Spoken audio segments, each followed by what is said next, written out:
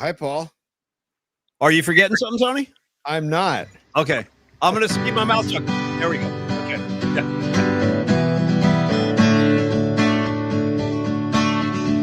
Creative Tony. Yeah, what you doing now? You got your little league. Yeah, let's take a night reprieve. Gonna be some sweet sounds coming down on the night flight. On the night flight. This is your other home. Yeah, you know you're not alone. Gonna be some sweet sounds coming down on the night flight. On the night flight. This is your other home.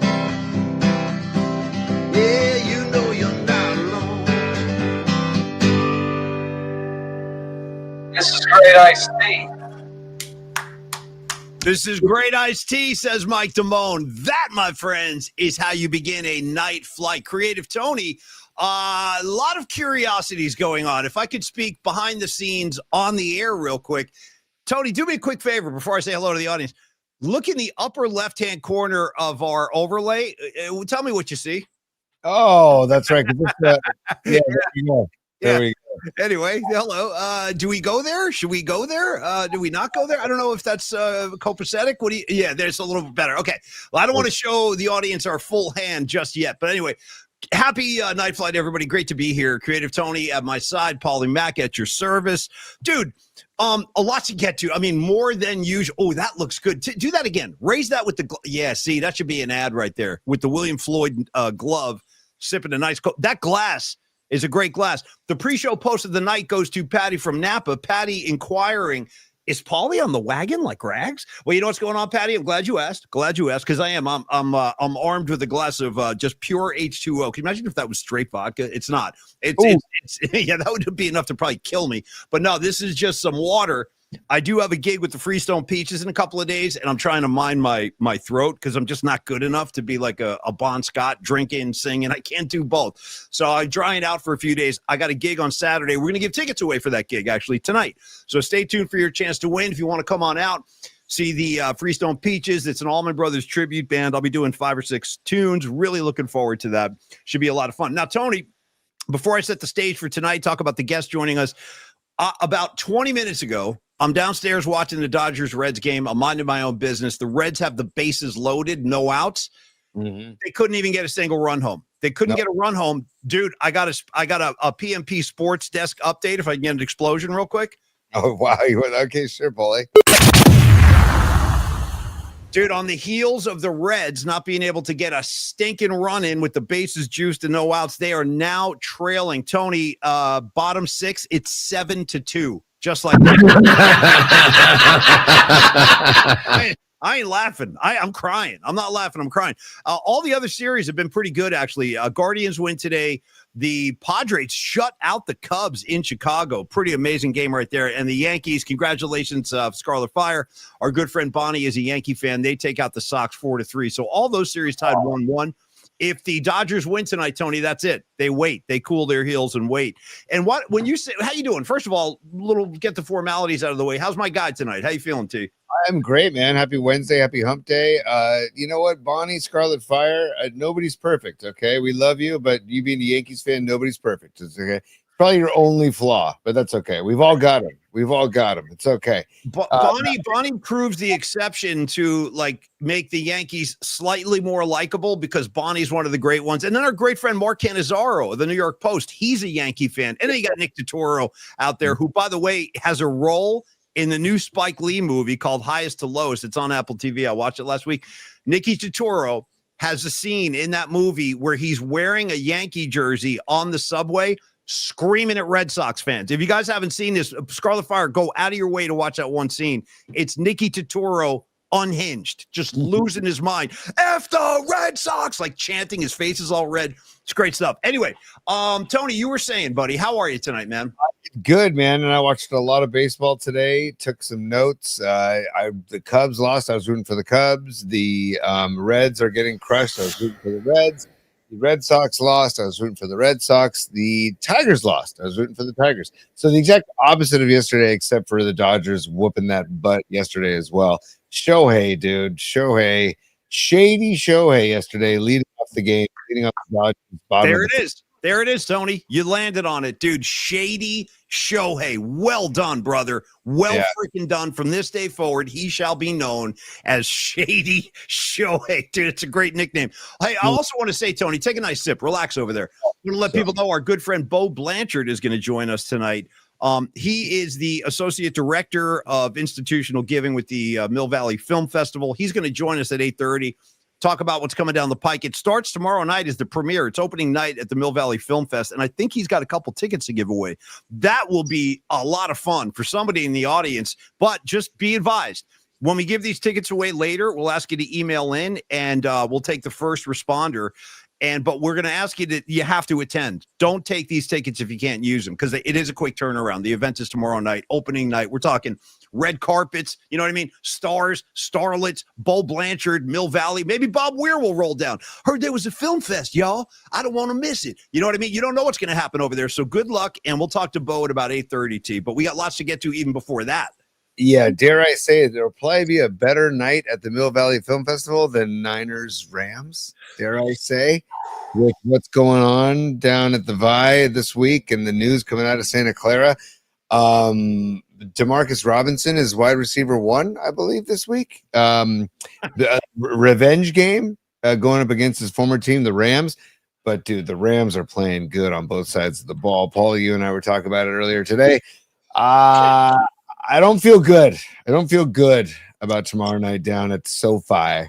Well, you have a lot of good reasons not to feel good. I'm a little concerned myself. So actually, scratch that. I'm very concerned about tomorrow night's game. And Tony and I have a big night. Dude, this is a crazy week. Tony and I, literally right after the show tomorrow, he's got to drive up to my place in San Rafael, and then we're both heading up to Napa, where we have an event with a couple of the greatest 49ers of all time. Mr. Bryant Young and Mr. Brent Jones will be standing by as we hang out and have a kind of a private affair up in Napa. Looking forward to that. So we'll be watching with Niner royalty. Other goings on real quick, Tony, just to kind of kick it around. The Golden State Warriors, obviously you've heard the news. Kuminga is signed. He gets $48.5 million over 2 years. Al Horford is signed. Seth Curry is signed. Now you've really got the Splash Brothers. You've got Steph and Seth on the same team. I'm glad that happened. And then finally, Tony, last one, DeAnthony Melton, also a Golden State Warrior. So they waited until the 11th hour, but they finally added some pieces, and I'm pretty happy. I think Horford can help coming off the bench. I think Seth Curry is an underrated player. Maybe he hasn't been in the right system. Something tells me playing with his brother will lift his game. And DeAndre Melton, great player. DeAnthony Melton, great player as long as he's healthy. That's the only thing. He's got to stay healthy.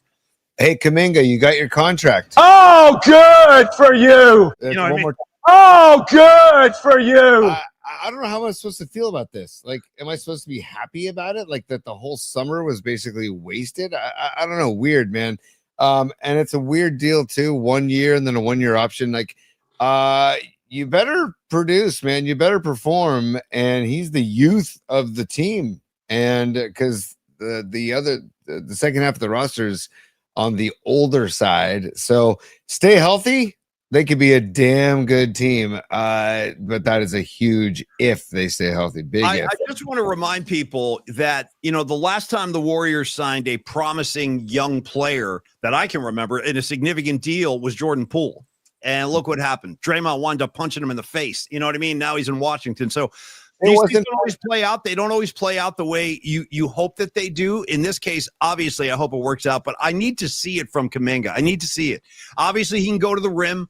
He might be the most athletic guy in the entire squad, but he's got to learn how to be a team guy. He's got to learn how to pass. He's got to learn how to get more involved with assisting other players out there. So I'm taking my cues from Low Steve tonight, dude. I'm coming in with tough love on Kuminga. You got your money.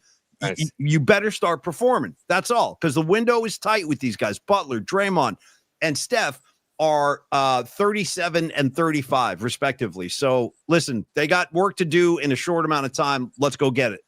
NBA years, that's pretty old, my friend. So that's it's going to be an interesting year, like you said. And Kuminga, it's time to perform. It's time to it's time to put up, man. And I don't know. I looked at Kuminga as like the Juwan Jennings of the Warriors, where it just caused kind of a ruckus. And I just hope he performs, because the dude is a raw talent. He's a specimen. He can jump through the roof.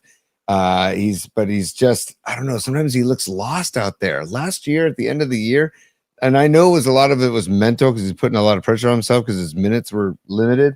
But I don't know, man. He looked lost out there, and it's like, the bumper sticker, all those who wander are not lost, did not apply to him last year. He wandered and he looked lost. He looked shout out to the great U2 song it's the last track on the Zeropa album. It's called The Wanderer, and Johnny Cash sings lead vocals on it. It's a really interesting tune. If you like Johnny Cash, and even if you don't like U2, go to Spotify and check it out. It's called The Wanderer, because it's like when they were kind of in that electronica phase, that's the album right before pop. So it's like a precursor to pop. And all of a sudden, here comes Johnny Cash. I went wandering through the streets that had no name. You know what I mean? Doing this whole Johnny Cash thing is pretty badass. Check that out. A couple of quick responses to the folks on the comments line, and good evening, everybody. Hey, Miriam, how are you, dear? Hacksaw, Loach, D, Don Peralta, Noemi, Patty, Rags, on and on it goes. I want to address Robot Centaur, who said, hey, Paulie Mac, your favorite guy has been back signed again. Pat Spencer, who I freaking love. Great memory, dude. That is my guy. Pat Spencer ain't taking no guff from nobody, and I love it. And then secondly, Danny Ogden's in the house. What's up, Dan? Good to see you, brother. He said, Tom Tolbert nailed it today with his thoughts and takes on Kuminga, and I believe they've just posted a video. So y'all go check that out too. Support Tom Tolbert always, as we do. It's kind of a mutual support system we have here. Tony, if I may, I was going to say, when Tom speaks, y'all should listen. Just like, hey, Kuminga, one piece of advice: literally follow Steph Curry around every practice, every game. Do whatever Steph tells you to do. Do whatever Steph says. I think that's a good piece of advice. If I could give Kuminga some advice, listen to Steph Curry. And I don't know. And Steve Kerr, this is his last year on Steve Kerr's contract, so hopefully they have a good year for Kerr. Who knows what's going to happen after this year? It could be Kerr's last year. I don't know. I mean, we'll ponder that towards the end of the year, because he said he did not want to deal with the contract at all during the season. He'll deal with it after the season, which I love that he got out in front of. He just said before what? I'm sorry, two quick follow-ups to that, and then I want to do a Peralta Arts spot as we get this show started tonight. Dan Ogden checking it again, saying, hey, guys, Long Bridge Pizza with Tommy Tolbert soon. Possibly. We're working on that. We are working on that. We're trying to get it. We're showing us your hand a little bit. We're trying to put together an event where it's myself, Creative Tony, and Tom Tolbert, and then, of course, the PMP Familia. We're working on something for the end of October. Stay tuned on that. I think we're all interested. Now it's just logistics and trying to make that happen. And I lost my other – the other thing I wanted to say real quick is we're setting the stage tonight, just in case you guys didn't hear this today. Buster Posey has come out and already just put a stop to any speculation about Bruce Bochy. He said that is not – going to happen. Boch is not going to, and I got mixed feelings about that. Actually, I was not thrilled with some of Buster's language. I know, anyway, I don't want to break Buster's chops. He knows what he's doing, but he was adamant. He said Bruce Bochy is not going to manage his team. We could offer him something in a consultant role, like what you mentioned, Tony, yesterday, but he will not be the skipper. So I just wanted to throw that out there too. Paulie, before we move on, can I ask you what didn't you? Because I got to say, I like that he just said right out of the gates, it's not in the cards to just take it off the table, because the scuttlebutt would have continued on and on and on. Bochy, bring Bochy. I think just get out in front of it and say, you know what, it's not happening, and we're going to find somebody. Tim Kawakami had a good line today on Twitter. He said it's not going to be Bochy, but it's going to be somebody who reminds Buster of Bochy, is what Kawakami said. And I said, I like that approach. I don't know who that would be. And by the way, Ron Washington gone out of down in Anaheim, gone. Did you see the Twitter post that the Angels put out, by the way, Paulie, of Ron Washington? No, I did not. And I like Wash. I think we all like Ron Washington. No, what did they? No, what is it? What's it about? I'll try and find it, but it's a picture of Ron Washington, and he's like amongst clouds, and it almost looks like a rest in peace, because it says thank you Wash, or thank you Ron Washington, and then the guy who retweeted it said don't worry, Washington is still alive. And I was Wow, like, somebody's going to get fired in the socials department, I think, in with the Angels.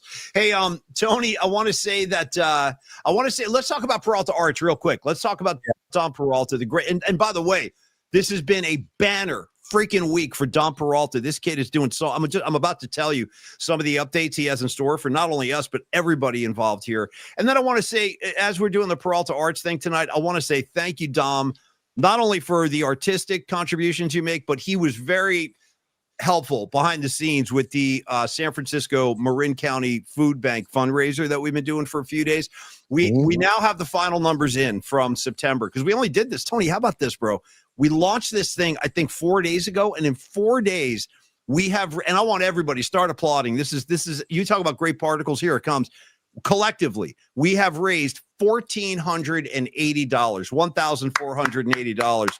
I am so happy about this, and I want to thank all of you for your contributions, for donating. This is going to go to a very, very good cause. Here's the best part. The reason we wanted to do this before September ended is because I was mistaken. I thought the food bank would double our contribution. Dude, turns out they're going to freaking triple it. So, and that was just a month of September kind of fundraising thing only.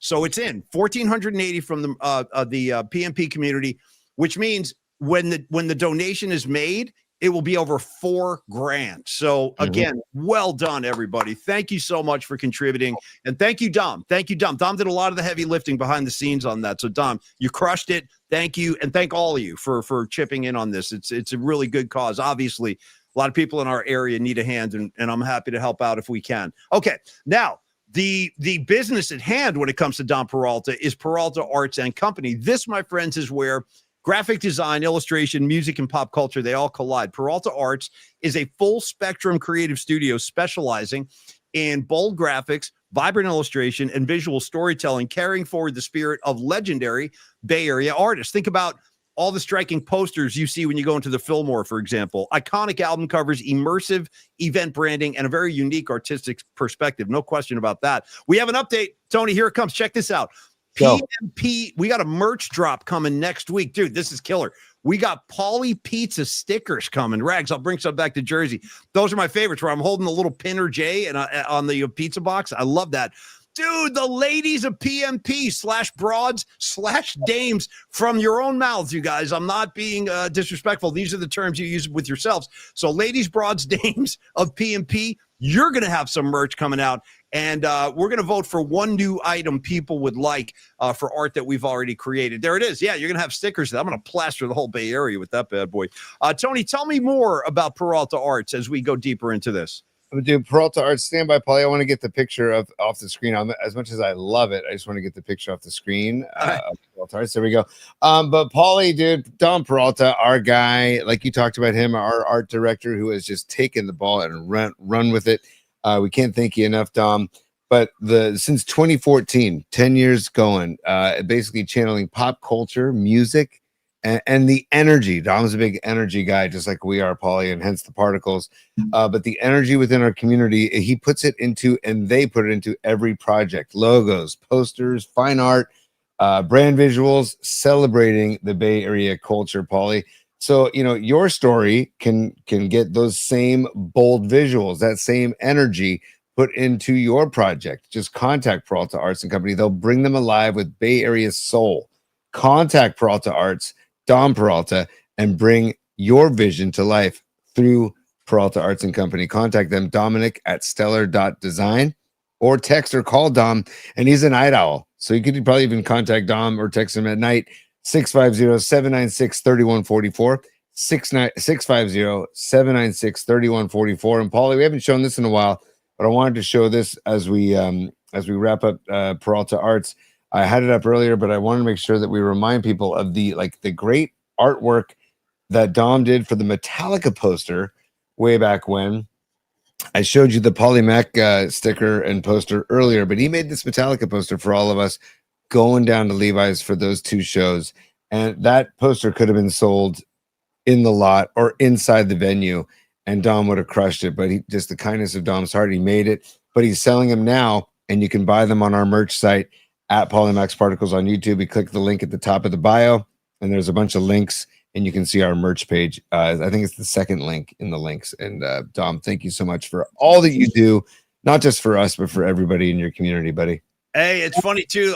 Noemi commenting, I love that the broads of PMP are growing, seeing more in the chat. There's Lily, by the way, speaking of the ladies of PMP. Good to see all the ladies in the house tonight. Also, TG checking in saying, yeah, we're fired up for Warriors basketball. No question. In fact, to that end, I emailed Raymond Ritter today. I'm like, yo, Raymond, let's get into it, man. The season's about to start. Let's get this thing moving. So you know what I need from you, actually, Dom? Here's another request. Let me throw another one on your desk live on the air. Can you email me the picture of Raymond Ritter's vest being raised up to the rafters? I need to send that to him, but I couldn't, for a variety of reasons, I couldn't get it off my phone to my email. I am beyond challenged. I'm completely useless when it comes to technology. So, Dom, yeah, there it is, dude. Thank you. That thing. I want to email that to Raymond. So, yeah, thank you, Dom. Perfect. I'll send that to him in the morning. I want him to see some of your work, man. I love that thing. And yes, I will demand, Tony, that is a formal ceremony whenever he retires, which I hope is never, because he is one of the top 2 PR guys I've ever met in my life, if not the greatest. I don't want to disparage anybody else, but there's nobody like Raymond. There's nobody like him. On that note, real quick, I got to the point where I started to think that media relations director's job was to keep the media away from players. Well, you know, it's funny you say that, because I think some of them have that approach. I'm not naming names, but there are some teams I've dealt with where you ask for an interview request, they don't even respond, or they say, nah, he's not available. But you get like a ton of those responses after a while. You kind of get defeated and then you give up. So you're not wrong. There are some guys that keep you at arm's length. Raymond is not one of them. Dude, and I remember when, Tom Brady, back when his early years, he and I would text and he would come on anytime. And then when he said, you know what, Tony, I gotta have you go through the media relations department from now on, I knew right then and there, it's over. It's over. But Raymond Ritter actually isn't that way. Nope. And he'll get you guests, and he wants to promote the product, and he wants to promote the personalities and the characters and any of the vibes and any of the missions of Warriors basketball. And Tony, so I need an explosion real quick. PMP Sports Update. Hey, Dan Ogden, I'm so glad you're on the board tonight. Daniel Ogden, who is Tom's right-hand man and producer, and he is announcing on the PMP board, Raymond Ritter has all officially signed off on Kerr joining Tom Tolbert twice a month. It's official. So glad to hear that, man. And you want to get great sports talk, listening to Kerr and Tolbert, about as good as it ever gets. Same thing with Tom and Steve Young, or Tom and Brent Joe. Tom with anybody, dude. Tom with anybody is great radio. And I always like to remind people, Tony, who are too young to have seen Tom play, that dude talking to Kerr, yeah, he used to try to D up Magic freaking Johnson, okay? And I'm not kidding. He used to D up Magic Johnson. Try that on for size, man. Roommates and teammates at University of Arizona, and then just best buds. And honest to God, Paulie, their conversations, you get a version of Steve Kerr that no one else gets. Tom gets, because Steve Kerr feels comfortable with Tom, and he trusts Tom, and Tom knows that the relationship is all about trust and about respect. And so make sure you tune into those, because when he came on when Kirk came on with Tolbert once a week when he was at KMBR, it was must listen radio because of that relationship between the two. So Dan Ogden, that is great freaking news, and I'm not surprised that Raymond Ritter signed off on it. So Bay Area Sports Collective, let's go. We got stuff cooking with Tolbert in the very near future that we're going to drop on people pretty soon. So I love the Bay Area Sports Collective. I love Tom Tolbert, and I love Steve Kerr. And I know that I saw a Centaur saying from the Centaur Sports Desk that Kerr said he wants to re-sign after the next year. I know that he says that now, but I think that he's saying that now to just put it on the back burner and see what happens, see how this year goes. Because if this year is ugly, I don't know if he's going to be wanting to re-sign. And we'll see what happens, man. Let me ask you a question. How do you feel, Tony, about the people? And there are a percentage of people out there who are, I would say, beyond critical of Steve Kerr. There are people out there who actually blame him for any shortcomings of the goal. By the way, for the record, I am not one of those people. I love Steve Kerr. I think he is the perfect fit for this group. And I'd be willing to bet heavy money that at this point, Draymond Green and Steph Curry do not want to play for anybody else other than Steve Kerr. They've done their whole career with this guy. And how rare is that, Tony, in sports these days, that a player of Steph Curry's caliber, and Draymond's too, they're both Hall of Famers, they start in one team and they're going to end their careers with the same team, and they've had the same coach the whole time. Well, actually, with the exception of Mark Jackson at the very, very beginning. But Steve Kerr's entire coaching career has been spent looking over Steph and Draymond and a lot of the other guys who have either retired or moved on. But how do you feel about those people that crack Steve Kerr? I don't get it for the freaking life of me. I don't know. Like, what else do you want? The guy's brought 4 titles to our city. Like, what? How are you unhappy? I just don't get it. I don't get it either, Paulie. It's just, I don't know. It's the the short-term memories, the selective memories. I don't know. Like, they expect perfection, or they expect, it is so hard to win a championship in any sport, man. And to do it the 4 times when he did, like, God. And then I don't know. I feel like Kerr and Curry are on the same path, and that when Curry decides he's going to hang it up, if Kerr's still going, then Kerr will hang it up, or maybe vice versa. Because I don't think Curry wants to go to another team or another. God, no. I think Steph would sooner retire than go play someplace else. TG's with us. Kerr is the man. Anyone wanting him to be canned is a freaking joke. And by the way, Tony, did I just see a new name go flying by on the board called Dr. Munchkin? Did I see that right? Is there actually a Dr. Munchkin out there, or did I misread that? It's already out of my eye line, but I hope I was right. S. Wong, there's another new name. Hey, welcome to PMP Familia, everybody, and please do us a favor, because Danny Ogden is out here barking out orders like some kind of head coach, drill sergeant, saying, you got to hit the like button. And I never say that. I probably should on the regular basis, but I never do. Please hit the like button. It would help us a great deal. Thank you. Oh, there he is, Dr. Sammy Munchkin. Yep. We got a guy out here, Dr. Sammy Munchkin's in the house, Tony. Welcome, doctor. The good doctor is with us. Thank you. Thank you to all the new names we're seeing on the list. And I want to say, Cron 4 Plus, if you don't have the app yet on your smart TV, download it on your smart TV through Roku or Amazon Fire Stick or Apple TV. Check us out 11:30 every night. The show gets replayed 11:30 every night. And also any shows are on video on demand as well. So Cron 4 Plus app, and there's developments coming on that tip as well, Paulie. So lots of things cooking here in the fall for the PMP Familia.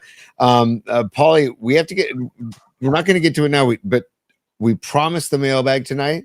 So we're doing a mailbag tonight. Okay. We need a lover tonight. Vince Neil said a long time ago. Tonight. Great call. Great. So, and by the way, TG, yes, the beer is very tasty. I don't care. Look at how happy this hops guy, by the way, it's called Happy Hops IPA from Russian River Brewing Company, same as Pliny. Look at how, dude, how strong is this stuff? Because you're like slurring your words over there, bro. You sound like you're housed. Oh, I'm housed. I'm totally housed. I've had 4 of these. No, dude, I've had it's 6.5%. Okay, fair enough. Hey, by the way, I talked to Bo Blanchard. He said that he was going to hit the green room early tonight just because he wanted to hang out and enjoy some of the amenities we've laid out, the assorted nuts, which are heated, by the way, heated and salted. Enjoy some of the stud nuts that we have available. The bags of stud nuts, they're for the guests as well.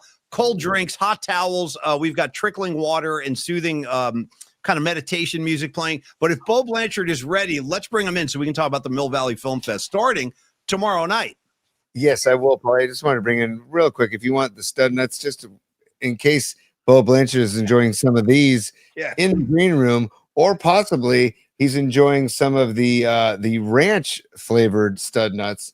So either one, whatever his, I don't know, whatever melts his butter, whether it's the ranch stud nuts or the original stud nuts. We're going to get other flavors down the road from our art director, Don Peralta.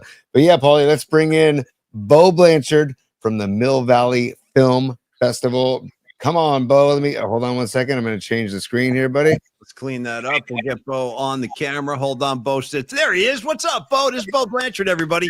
The Associate Director of Institutional Giving with the Mill Valley Film Fest. Also, noted Bay Area sports enthusiast, Bo. We'll definitely get into that a little bit later on. But thanks for coming on tonight, brother. How you been, man? How's it going tonight? Thank you, Polly. Thank you, Tony. It's a pleasure, man. Thank you, guys. Dude, the pipes of a Bo Blanchard. Listen to the pipes. Dude, we got to get this guy on FM radio as soon as possible. You sound, I love the voice. I'm jealous of the pipes, man. Oh man, just too many Zoom calls today, man. It's been getting ready for this festival tomorrow. Well, you know what? That's exactly why we're glad you joined us tonight. So let's talk about this. The Mill Valley Film Festival is in its, I'm not sure, how long has this been going on? I know it's a tradition around here, but how many years does that make it now for the Mill Valley Film Fest? So this is the 48th year. It's been going on. Mark Fishkin started this in the Mill Valley at the Throckmorton 48 years ago. And he is still our executive director. He's been doing this for 48 years. He's been doing this literally as long as I've been alive.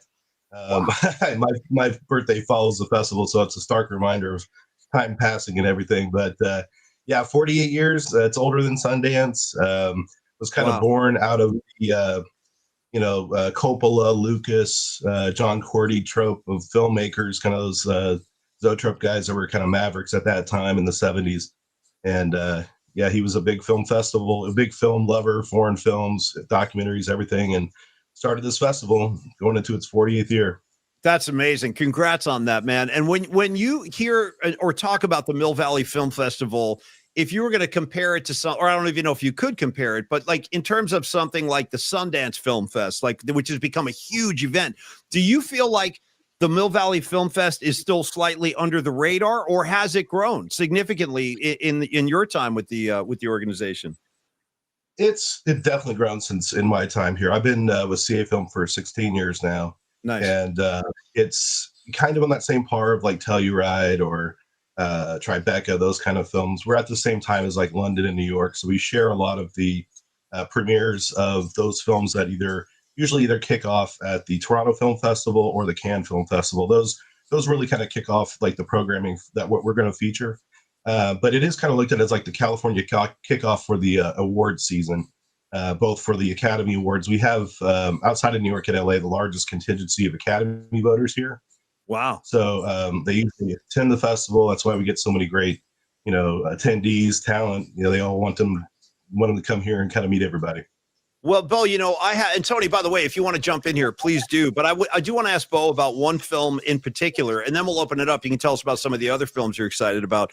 Bo, I have a friend who works for Metallica, and she's been telling me about this documentary that's going to premiere at the Mill Valley Film Fest. And it's interesting because it's not about the band necessarily. It's more about the fan base and how passionate and loyal. And I've seen it up close. Their fans are incredibly dedicated. They literally will travel across the globe to see Metallica play. So have you had a chance? Are you familiar with that film, or have you been able to take a peek at that one yet? I've seen some of it already. It's a fantastic film. We'll have Lars here, Ulrich, and a couple of the other guys there. So it should be a lot of fun. And yeah, it really is focusing on the fans, kind of the community that follows them. And it's amazing to see the depth and breadth of that community. Metallica themselves have been a long time supporter of the festival.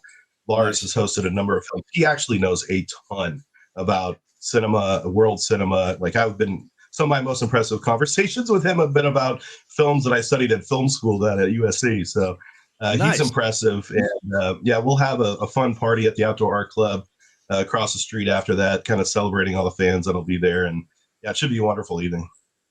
Hey, Bo, I wanted to ask you just on a personal note, how did you get involved in the Mill Valley Film Festival? Because 48 years running, like you said, been running basically the entire time you've been on this earth. But I want to know how you got involved. And then I have a question about the family films. So first of all, how did you get involved in the film festival? I kind of blundered into it. As I mentioned, I went to SC from the Bay Area, but I went down to LA for school, had a great time, went right into the studios working for, kind of bigger blockbuster stuff with like Charlie's Angels with Drew Barrymore, Jeopardy, all those kind of films.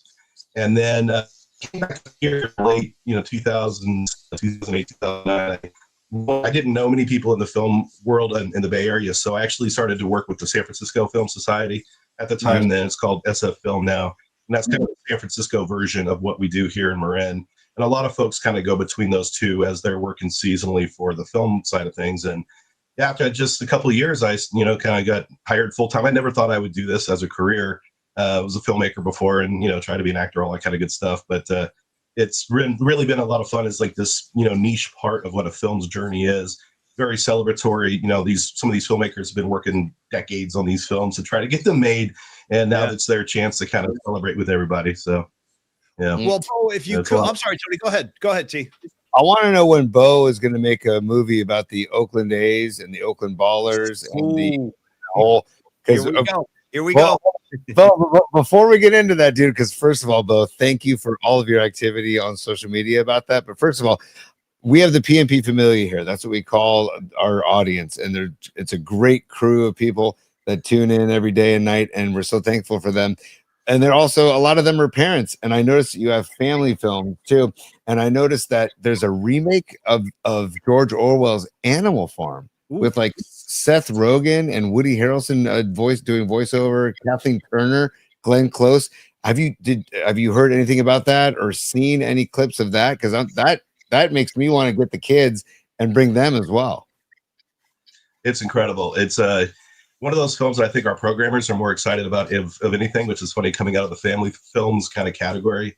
But yeah, I've seen clips of it and part of the beginning of it. But I cannot wait to see it. My son, I got a 12-year-old, as you can see, big baseball player, sport, soccer and flag football right now. So he tries to make some time to get out there between baseball tournaments. And it's the family films in that it's not just for kids; it's really for adults too. We're partnering with an organization in Marin called Kiddo, which supports a lot of student activities there, and so they're going to have a fun kiddo night with Ola Frida, which is one of our other films there. So Nice. yeah, it's really amazing to be able to work with a lot of these community groups and bring some of the best, basically the best in cinema for the year to the community, and it really is responded well and shows well to the community that wants to see all that. Thanks, Nice. man. Just a few more minutes with Bo. I'd like to know, Bo, if there are any other films that you personally are excited about, would like to turn people on to before we launch this bad boy tomorrow night or start the festival. What would those be? Like, pick off a couple of flicks that you are psyched about, you think people should know about. So one of them is the Springsteen film. I cannot wait to see that one. You and me both, dude. I can't. And you know what? Yeah. Before you go into this, Bo, I love the fact that Jeremy Allen White is playing Bruce. I think they got the right guy because he's just got. I can tell he's going to be good as Bruce. As soon as I saw that trailer, I was like, "Oh man, they got that right." Yeah, no, I can't wait to see that. Yeah, we got. So that one should be a really fun one. But another one in a partnership that is a first for us. And even though I am a former Oakland A's fan, I at one time too went to a lot of Giants games at Candlestick. Sure. And we do have the San Francisco Giants as a sponsor as well. Nice. They're sponsoring a film called Diamond Diplomacy, which is a look at Japanese baseball and American baseball and how the two have kind of connected over the years. And part of that film is Masai Murakami, who was the first Japanese baseball player to play in the major leagues. And he played for the Giants. He was a relief pitcher in 64 and 65. Yep. So he's going to be here for the two screenings, Nice. which is going to be really fun. Yeah, I went down to the local card shop down on 4th Street with Bobby's place and got a couple of he got me some of those cards from back in the day. So I'm going to show those to Tamashi and see if he can check those out. But Dude, yeah, there's so many great films. Yeah, it should be a lot of fun. So, Bo, let's get into this a little bit. So, Tony and I grew up 49er fans, Giant fans, but you should know we are not the kind of Niner and Giant fans that hate the Oakland Raiders, hate the A's. We've never been like that. In fact, I always thought the NFL was better off when the Raiders were in the mix competitively. And the same with the Oakland A's. It was great having two MLB franchises with such storied histories right here, separated by one bridge. I always thought that was really great. And I know you're a big A's fan, so I just want to kind of take your temperature and see where. Oh, so it's a past tense thing. You're done. You wash your hands. We're kind of nomads now. I mean, I supported the team because they were in Oakland, but I kind of saw the writing on the wall with Fisher for 2 decades, and once they left, it's really hard. It almost hurts to watch the first time in my life, I went an entire season without watching an A's game from start to finish, which is it's like remember like in Field of Dreams where the James Earl Jones character talks about like how he always wanted to play at Ebbets Field. Yeah. The Dodgers moved west, and that was like his heartbreak. And now I can't understand what he was talking about. So, I am a big Niner fan. My earliest memories, we lived in Noe Valley when I was a kid. Nice. And I remember when they beat the Cowboys, and everybody was poured into the streets. I don't know if you can see, but I got Montana Rice right here. So I was there for both of the Cowboy games when we finally beat them in '94, and saw we actually charged the field that day. My high school girlfriend, we had front row seats right behind the Niner bench. She was wearing my leather jacket. She thought Steve Young was really cute and everything. So he comes running up to the stands and does this kind of thing with the football. She jumps over the railing and starts chasing him. So I was like, oh, I guess we're doing this. Wow. And we end up down in the corner of the end zone where Rice caught that touchdown at the end of the first half. Yeah, great play. Picked up got some sod still in a shoebox that I carried home from that spot. And, where Gary Plummer had the F Dallas T-shirt on, all that good stuff. So, yeah, man. That's killer, man. Yeah. No, I'm sorry, Bo. Go ahead, man. Go ahead. No, man. I mean, so my son's a big Niner fan. We go to a couple games a year. And yeah, I mean, it's, Warrior fans where we align in most of those things. And at one time I got a Halloween picture of me back in the day dressed as Will Clark. And, he was my guy. And then, when the Giants did let him go, that was one of those moments I was like, oh man, that was heartbreaking. So, and my wife's from Baltimore. So now we're kind of Orioles fans. And one of the things I want to get though is a Will Clark Orioles jersey. There you go. There you go. Yeah. Yeah, no, we love Will the Thrill. If you're a baseball fan, you love Will the Thrill. Now, Tony, anything else for Bo? Because I have one more thing for him before we say goodbye. Well, no, Bo, I just want to say that I respect and feel the same about the A's, man. And it just, to be honest, the hashtag FJF. And like just tonight, we're watching Mason Miller on the mound for the Padres, and he clicks in, he clocks in at 104 miles an hour. And my wife goes, oh, wait, wasn't he on the A's? And I go, yeah. And then she goes, well, why would they get rid of him? And I go, don't get me started. Like that's the most recent example of just not caring. And the fan base deserves so much better. I do love what they're doing with the Oakland Ballers on a much smaller scale, but I do love the passion that's behind that project. And we support them. We're all about supporting them as well. And I was an A's fan too. I'm not as big as I was a Giants fan, but I love those 80s A's teams were incredible, man. And yeah, my heart breaks for you and for all A's fans, man, because it's not right. And go Orioles. I'm with you. Go Orioles, dude. Yeah, no, I appreciate it. And plus, too, we just get to see less live Major League Baseball. That's one of the things we got to some Giants games this year. In fact, we went to 3 Giants games, and 2 of them. One of them was the Little League walk-off where Ramos made it all the way around against the Rangers on that ball that he threw out. And then the second one was the inside the park 3-run homer to win the game. What's his name? The catcher hit it. Oh, Patrick Bailey. Bailey. That was crazy. Yeah. He hits that ball at the top of the wall, and I'm going like, man, we just saw of the 3 Giants games that we went to, we saw probably the 2 most exciting endings. But it was still a really fun year. The Ballers really, made up for a lot of it. I got some friends who are actively part of that, effort. And my son actually, they started a Ballers a team, like a team, like foundation with a team that's going to be traveling. So my son's been playing on that, and they've been playing some Oakland Ballers with their, cross their chest. So that's pretty cool. Yeah. Right. Awesome. Well, Bo, I have one final question for you. Now, thanks to Bo Blanchard's generosity, we will be giving away a pair of tickets for the opening night festivities tomorrow. I will send you the winner's name tomorrow. I'll email that to you, Bo. But my only question is, before we let you go, where will the winner of these tickets pick these up tomorrow? Or would you email those, just so I understand before we say goodnight? I will email them as soon as I get the name and the email address. I can submit that internally, and we'll take care of that. The screening, we do the screening in multiple locations, so tickets will be at the Rafael Film Center to the screening that's there. That's where the Q&A is for the talent. So, Jessie Buckley, she's a Academy Award nominated actress. She'll be definitely one of the big contenders this year with the opening night film Hemnet. So it should be a great night. Well, thanks for the generosity, Bo, and it's been a pleasure getting to know you over the years, man. We'll do this again every year when the Film Fest hits the mark, and great talking to you tonight, brother. Best of luck with the Film Fest, and onward and upward, man. We'll talk again soon, Bo. Thank you. I appreciate it, fellas. Thanks. Yeah. Thanks, Bo. That's Bo Blanchard, everybody. And again, the generosity of Bo. Now, the Rafael Theater is not far from where I live in San Rafael. It's on 4th Street. Beautiful old theater. I saw the Grateful Dead documentary in there about 7-8 years ago, whenever that thing came out. Tony, when was the last time you walked through the door at the Rafael Theater on 4th Street? Oh, gosh. High school. Yeah, high school. Seriously, really. But an incredible spot, man. And this film festival is fantastic. I want to tip my cap to Bo and everybody. 48 years going strong. And if you go to mvff.com, which is on the bottom of the screen too, it's got all the information, and it's got to buy tickets and get to the festival. And it's going from October 2nd to October 12th.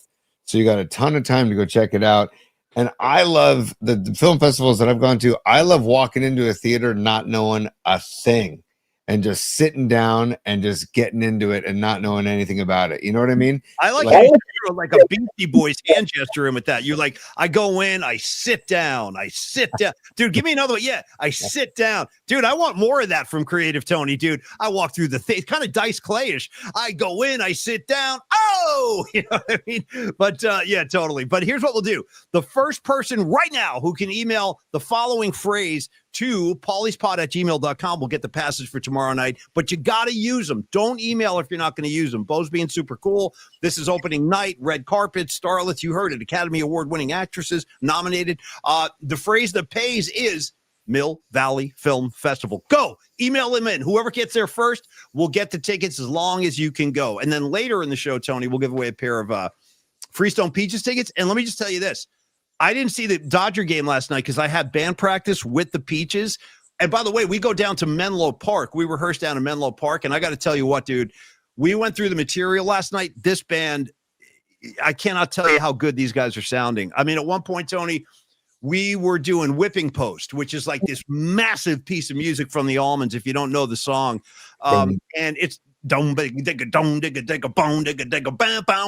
it's mayhem. Dude, at one point, they were in the middle of this crazy jam, and I looked over at Michael and Jeff, and then I looked over at Ned and Paul, all the musicians in the band. That it was like looking at like fire-breathing dragons, dude. These guys, they go into a mode when they start playing. They're not messing around. These guys are not messing around. Well, and so I'm excited. I'm really excited. The band sounds killer, so we'll give you a pair of tickets for that a little bit later on.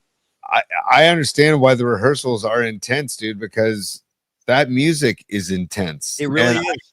I remember telling Jeff Faustus, the bass player, the first time I saw them, I was like, dude, I went in just with low expectations, just like, oh, it's going to be cool. It's going to be an Allman Brothers cover band. And I'm like, but like I say this about Pink Floyd music too. If you're going to cover bands like the Allman Brothers or Pink Floyd, where their fan bases are so loyal and their music is very complex and intricate, if you're going to cover it, you got to nail it. And boy, do the Freestone Peaches nail it. I mean, it's just, they nail it. The two drummers, the two guitarists, the man on keys, like it's so well done. And Paulie, I'm looking forward to like you getting on the stage on Saturday with them, and they represent the catalog. And prepared, if you go to the show, prepared to go to have it send you on a deep Allman Brothers dive after the show, because that's what I do. Every time I've seen them, it's like, now I'm diving back into the catalog, and there's so much there. So thank you, Tony. I appreciate that. Yeah, no, they're primed and ready to go. In fact, let's do it right now. Watch this. Get your typewriters ready. We're doing it. First person to email in at pauliespod@gmail.com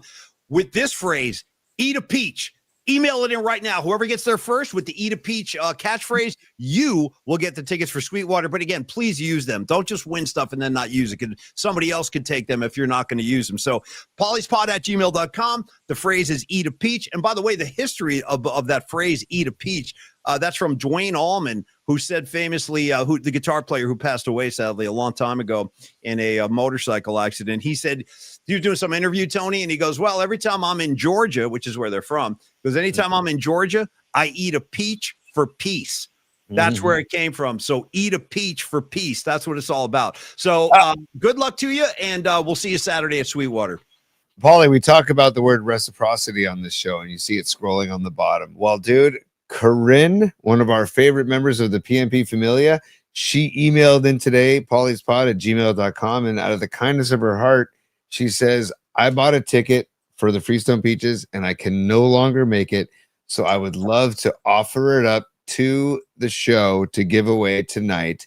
And what it is, it's an email ticket that I can forward to the winner. So, Paulie, I'm going to put a question out there right now. And it's not going to be what is your new nickname? That's too easy, I think. Okay. But I'm going to basically ask right now, do not put it on the chat, but email us at pauliespot@gmail.com.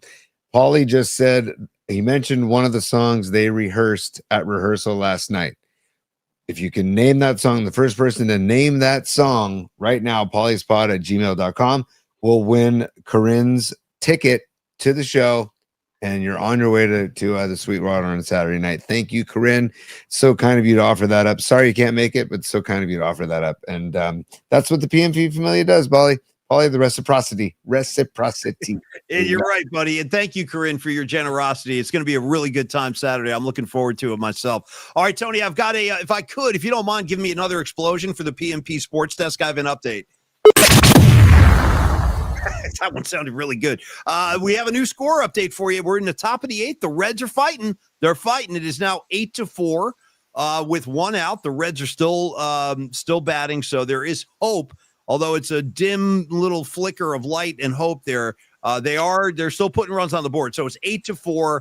They've got 5 outs left before their season ends. And honestly, Tony, let's be honest for 2 seconds. I mean, I didn't really expect the Reds to land many punches against this Dodger team. I mean, they just got so much firepower. It's so freaking obnoxious. Dude, your guy, Shady Shohei. I can't tell you. That's what this show is going to go down in history for, you naming him shit. Did you just invent that tonight on the spot?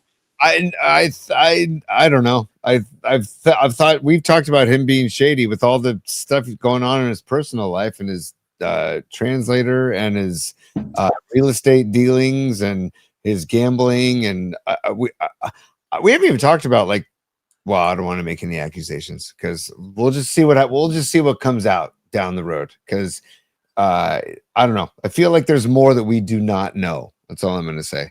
But yeah, Shady Shohei, and it's I don't want to have to root for the Phillies, but I guess I'm going to have to, and I'm going to have to. That's my buddy Coach Bob's team. Oh, by the way, tip of the cap to the Phillies. Yeah, this is killer. Tell the story. This is awesome. Tony told me this before the show started. I don't know how many people know about this, but check this out. This is awesome.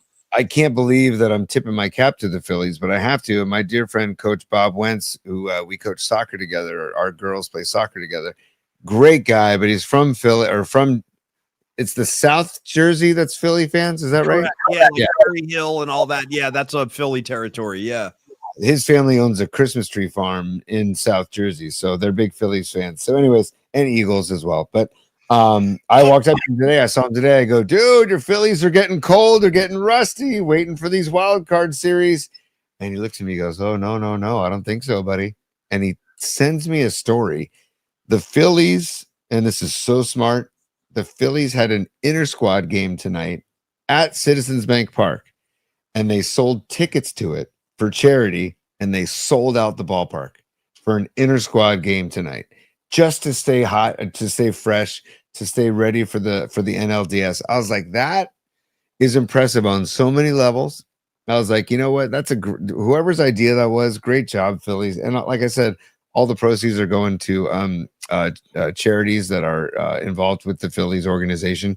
So I thought that was the coolest idea ever. Because yeah, I do think teams get a little rusty or get a little cold or take a couple of days off. I mean, you're not taking full days off. You're still working out, but you're not playing games and you're not playing in that heated, intense postseason environment. So I'm not saying that the inter squad was going to be heated and intense, but they're still live reps, right? And I would think that there are times where you want to take your teammate out more than you want to take out an opponent, right? Yeah. And so I love that idea. And so Phillies, nice work, and all the money they sold out Citizens Bank Park, and then they await for the NLDS while they wait for the NLDS. That was really. I gotta tell you, Tony, this might surprise you, but this was my experience. This is a true story. So in 2011, I went back to Philly. I saw Giants Philly series. There are 3 games, and I'll tell you what. The fans were super cool. I was like on guard, ready. I'm like, all right, when's the first beer going to hit me? You know what I mean? Because I'm wearing a Giants. It never happened. The people were super cool. Now, I'm not saying the Eagles fans are super cool. They have a track record. We know they're scumbags. We've seen it up close. But the Phillies fans, I thought were pretty friendly to us California boys. So I had a good experience at that ballpark, and I love everything you just said. The fact that they gave the money to charity is fantastic and smart. Keep these guys on the diamond, man. Keep them playing ball. I Tony, to that point, I like to think that when the Giants had their World Series runs in 12 and 14, it's like maybe part of the reason they played such great baseball is because they had to keep going. Yep. They didn't sit back and wait for opponents. They were a wild card team. They had to scratch and claw every step of the way, and it paid off. Like they never broke. In other words, they never broke their rhythm as a team. They just kept playing ball. So it can benefit a team. Yeah. Well, were they a part of the Rhythm Nation? I'm just curious. Well, let's not forget now, if you're talking Rhythm Nation, you're essentially talking Sly Stone, okay? Because that track, the sample used throughout that song is from Thank You for Letting Me Be Myself. That's a Sly Stone sample. So, yeah, Janet Jackson, but tip your cap to Sly as well. Oh, my God. And I was blown away when in that documentary where they revealed that in the documentary. I was like, oh, my God, that's crazy. It's nuts. Paul, we have some supers to get to as well. I saw them. And while you're pulling them down, let me just shout out Gravy real quick. Mark Graves saying, Philly, you got to keep those Karens out of the ballpark. 100% That lady who stole the ball from that kid, she should be ashamed of herself. Hope she never gets back in the yard again. Yes, T, let's go through some supers. And sorry for being delinquent on those, but we're going to get to them right now. Yeah, my apologies as well. And Gravy, thanks again for the Geezer Butler shirt. Rocking it again tonight. Love this t-shirt. The few times I've worn it, people have been like, dude, is that Geezer Butler? Buckethead Mark. I went to Buckethead Mark's house to jam. He goes, dude, is that a Geezer Butler t-shirt? It's not a Sabbath shirt. It's a Geezer. I go, yeah, it's from Mark Gravy Graves. Anyways, thank you, Mark. Supers tonight. Scarlet Fire going way back to the beginning of the show. And Paulie, you were saying that you were happy for Scarlet Fire because the Yankees won. And I said, well, nobody's perfect. Scarlet Fire is a Yankees fan. Everybody has their flaws. It's okay. And she sent in a super. Thank you for the super, Scarlet Fire. Sorry, we're getting to it. She sent the super in at 8:07. And hey, listen, we're still trying to get mailbag on the air. It's been a week and a half. Don't feel bad, Scarlet Fire. And by the way, one more shout out to Bonnie, who is one of our great supporters, great friends, great listeners, great viewers, whatever you want to call it. If you go to her Twitter page, the picture on her account is a back shot of Bonnie wearing a Bucky Dent t-shirt, hands on hips at Fenway Park. That takes balls. So you got my respect, Scarlett. Yeah, I'm not a Yankee fan at all, but you got my respect for that move alone, going into Fenway with the Bucky Dent shirt on. That's pretty gangster. So thank you, Bonnie, as always.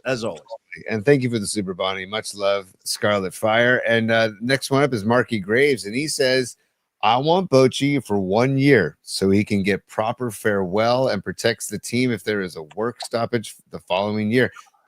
Those are two very valid reasons for wanting that, Gravy, I think, Paulie. I mean, the love for Bochy runs thick between the two of us, and I know it runs deep for everybody on the show.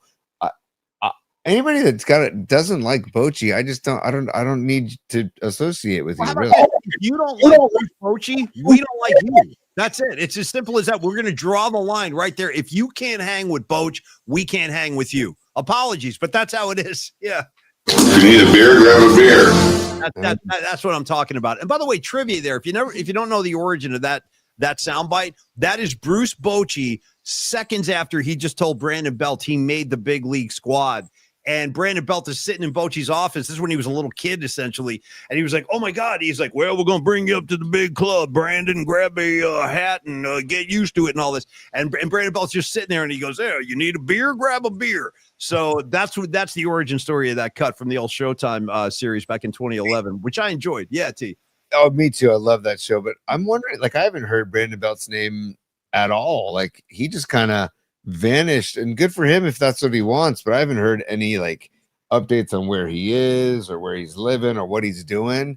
So have you? I would assume he's back in Texas drinking Lone Star beer and just wearing cowboy boots and hanging out, watching the sunset, Texas forever, that whole vibe.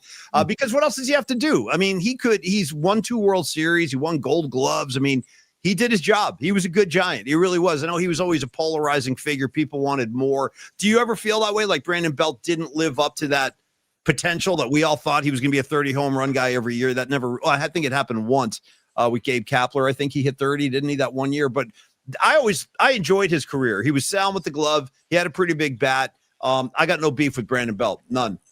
And he hit one of the biggest home runs in Giants history against the Nats. So I got no problem with that. Oh, speaking of the Nats, by the way, I was texting with Kevin Franzen today, and the newest GM of or is it president of baseball ops? One of the two is an SI grad, Paul Taboni. 35-year-old Paul Taboni is running he texted me saying, dude, is that the one who used to play hoop at SI? He played hoop at SI, yeah, for sure. That kid play hoop with you when we went to the freaking help me, the big rivalry game. I'm sorry, forgive me. The name of the rivalry game that you took me to at USF. Bruce Mahoney. Thank you. Taboni was like one of the star players, I think, for SI at that point, right? He played hoops. He also played baseball. I don't recall. I think he played hoops. I'm pretty sure. Because I remember that name Taboni, and he had like a big night when we were there. Unless it's a brother. Does he have a brother who played basketball? He definitely has brothers, and he is the I just want to make sure that he's the new president of baseball ops. Just want to make sure I got that correctly. But I'm also trying to get Franny on the show next week as well, because or the week after, because talking MLB playoff baseball with Kevin Franzen is a joy. He's one of the greatest dudes, and he's the color analyst for the Nats now, so he's all excited about their new direction. So I just wanted to put that on the show. But Paulie, we have one more super, and it's three more supers. Okay, let's go through those, because I still want to do the look at Suns going to Metallica show in Athens, Greece, dude, next month, bro. That's fantastic. Eat some baklava when you're in Greece. I'd love to go to Greece, dude. Eat some, what are they eating over in Greece, Tony? What's the cuisine over there? Other than baklava, the flaky dessert. I do know that. Olives. I think they're going to some olives. Get my boy some olive oil. Hey, Sons, always a pleasure seeing you. And let me shout this out. Pass this on. I think it was last week. I was on Twitter one night, and I'm looking around. Sons of Johnny Lee, out of nowhere, comes up and goes, and I agree with this. He goes, when are the Giants going to have, I think I put this in bookmarks. I think it's in there. He said, when are the Giants going to have a Tim Lincecum appreciation day where we get to bring him back, let him stand on that diamond, and he's going to have to deal with it while we give him like a 30-minute standing ovation. But Tim Lincecum is so recluse, but I love the idea, Sons. I immediately responded, and I'm like, make it happen. I would love to see that. I wonder if that'll ever happen, because Timmy does not like the spotlight. He's enjoying his postseason or post-baseball life, and he likes to live privately. But I would love to see it, and Giant fans need that, and hopefully that will happen at some point. You know what's impressive with Suns is he knows what he's doing next May. I don't know. Dude, that's May 26th now. Suns is stuff. But this kid, again, you got to realize when it comes to Suns, he's seeing Pearl Jam and freaking, he's in Europe half the year seeing shows. It could be Springsteen. It could be Pearl Jam. Now he's got Metallica on the list. I guarantee he won't be disappointed. The Metallica shows we saw back in June were pretty damn outrageous. So have a great time, Sons. Thank you, as always. Hell yeah. Here's just a super with no context, no caption from the Hum Daddies, just tipping their cap. I think it's a tip of the cap to you and I, Paulie, the Hum Daddies. And I'm going to do some promotion for you, Paulie, because you've already done it, and I'll do it again. If you haven't seen Ted Ramey, Paulie, and the Hum Daddies do their top 5 U2 albums, last Friday they recorded it, and go check it out, because if you like U2, it's a U2 breakdown. Did you get my text about Running to Stand Still? Did Running to Stand Still get any love? No? I don't think I got a text from you about that song. I don't remember that, but the Joshua Tree as an album got some love for sure. Even though it wasn't in my top 5, but who gives a damn? It's totally subjective. It's whatever. That's unfortunate, Paulie. Well, is it though? They got a lot of great music now. It's hard. It's harder than you think picking their top 5. There's a lot of good albums. I did put Pop in there. Pop was in my top 5. But was Octane Baby in there? Yes, I think that was my number 1 actually. That's an undeniable batch of tunes. I mean, it's just an undeniable batch of stellar music, and it's dark. There's like a darkness with that U2 with the Octane Baby, which I like. Totally. Thanks for the Super Hum Daddies, and check them out, everybody, at Hum Daddies on Twitter and Instagram. Check out their podcast; it's good stuff. And they'll do Niner stuff too. They'll wear the Niner jerseys on their broadcast too. I've noticed it's awesome. Hacksaw Montana checking in, and thank you for the super Hacksaw. He says the Phillies move tonight to play the game in a fun way will save the game. My 3 girls love banana ball. but they know it's silly but authentic. Hashtag Coach Bob. Hashtag Let's make baseball fun again. Hashtag no robo umps, go Bells. Nice. He's a Bellarmine Bell, like Kevin Franzen's a Bellarmine Bell. If you don't know Bellarmine, it's a school down in San Jose. It's in the WCAL. Coach Bob is who I coach soccer with Hacksaw Montana, aka Mike Trela, and we do Coach's Corner on Fridays, where we have a little redwood grove and we bring a cooler. By the way, I like how you can only see our eyes right now. If you go like lower, yeah, totally, dude. Like a couple of mass marauders right here, like Billy the Kid and freaking the outlaw Josie Wales here, just showing eyeballs. I like this. Can we do the rest of the show like this, T? Or eyes without a face. Totally. By the way, I back him. I back Billy Idol, and I expect you would too. Forever. And thank you. And you know what, Hacksaw, you're right, man. Banana Ball. The Savannah Bananas, my kids love it too, man. And it is a total hoot when you watch it. It's goofy, it's wacky, but it's so fun, and they sell out everywhere. Their games, I'm on a waiting list. I've been on a waiting list for a year and a half to get tickets. Nothing, because I can't get up moved up the waiting list. So he's so right. That's going to save baseball. Instead of a work. Tony, can I interrupt you and make a very gentle suggestion as a friend and a colleague and a spiritual advisor? You are aware of the fact that you're a member of the sports media. All you got to do is call their PR office and say, hey, I'm coming to town. I want to catch a game. They will leave you tickets. That's part of the media brotherhood. That's one of the perks.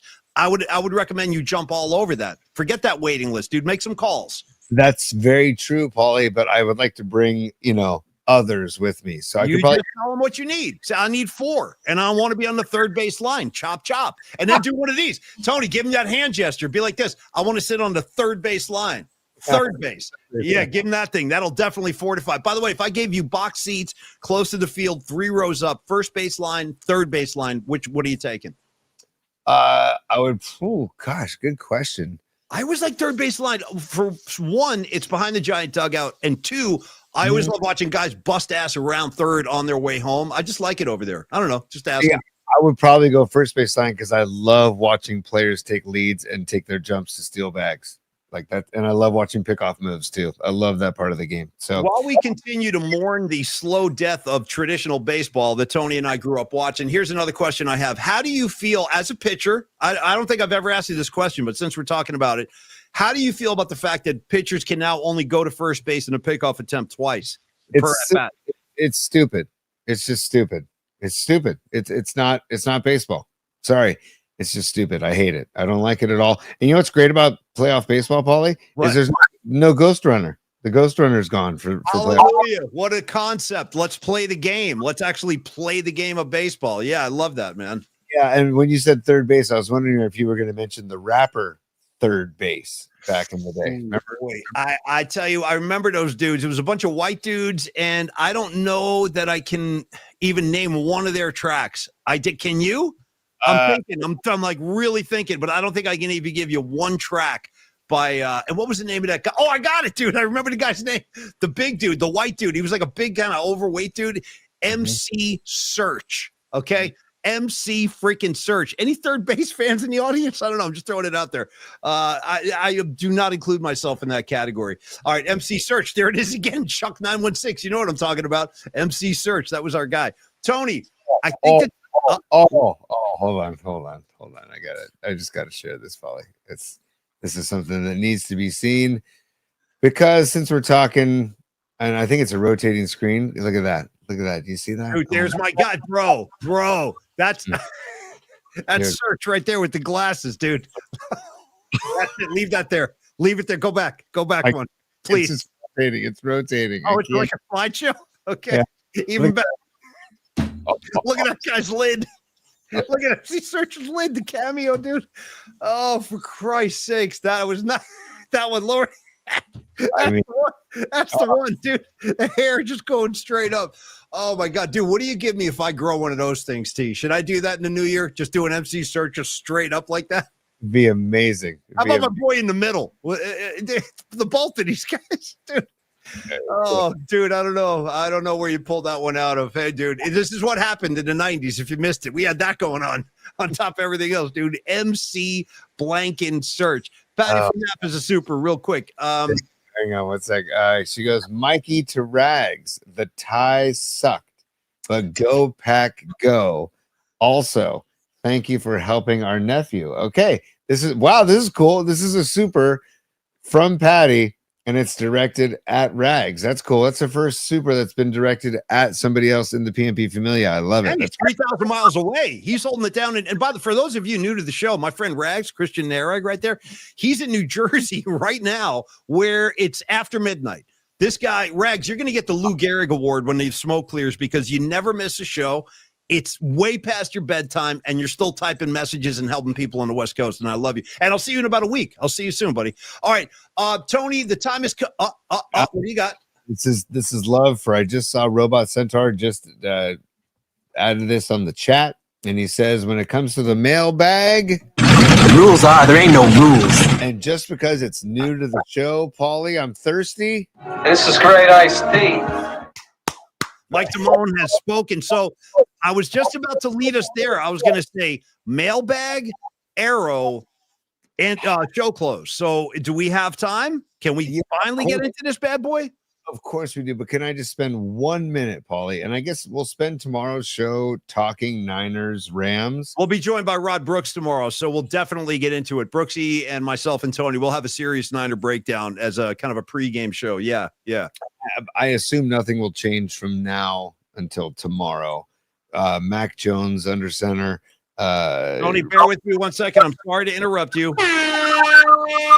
I have a final from Dodger Stadium from Chavez Ravine. The Dodgers have won that series. Game over. Final score 8-4. They win it. Oh, good for you. So now they chill. And Shady Show, hey, bro, I'll be wearing a Bryce Harper jersey, dude, when the Phillies play the Dodgers, if that does happen, because I can't have the Dodgers going. I can't have it. And by the way, I kind of like Bryce Harper. Does that make me a bad guy? How do you feel about Bryce? Sure. You know, His swing, dude, his swing is pretty damn badass. You got to admit that thing is like it's a work of art.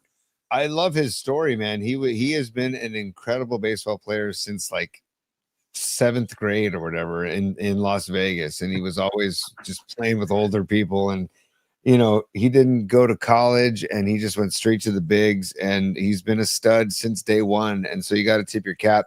And the year that Schwarber had, 50 bombs and just 135 RBIs. Like the Can guy. the Giants get a guy like that, T? How come the Giants never get like a Schwarber? Give me somebody who's hitting 50 bombs. I promise you, if Schwarber played at Oracle Park, though, he wouldn't have 50 bombs because of the ballpark. Yeah. But, it's a thing. It's a fact. Now, give me a right-handed, well, they tried to get Arson Judge, but that's why I wanted them to get Goldschmidt or Arenado and launch balls deep into the freaking left field bleachers. Like they need a right-handed, and I know Chapman is kind of that role, but Chapman, he's a 230, 240 hitter. We need more power from him. We need him to stay healthy. But another power bat in the offseason and another starting arm. Like looking at these pitchers in this postseason so far, dude, and it's just the wild card series, but my goodness, dude, some of these guys are just incredible on the bump, dude. It's funny though. Zach Littell was starting for the Reds tonight. I was like, really, Reds? Like, oh, okay. All right. I mean, remember Littell for the Giants? Of course. Yeah. Okay. I mean, it wasn't awful. It was just like, oh, okay. Well, I mean, they were an 83 win team. The Reds just kind of squeaked in by the skin of their pants there. So short exit too. Their season's over. Dodgers go on. Tony, the mailbag, it can't wait much longer. I mean, the thing is, it's popping at the seams here. And I'm going to let you run the show. I have no idea what's coming, but in fact, actually, let me kick off the mailbag with a little show and tell here, because I got this, which I didn't send to Tony yet, but I do want to show people this. Our good friend Hunter, who also goes by the Aspiring Botanist. I don't know if he's in the house tonight, botanist, but anyway, he sent me a picture of himself from Levi's last week, dude, wearing the Jerry Rice jersey. Behold, the aspiring botanist, everybody, who, by the way, looks a lot like Jay Lane, the former drummer of Primus, current drummer of Dead and Company.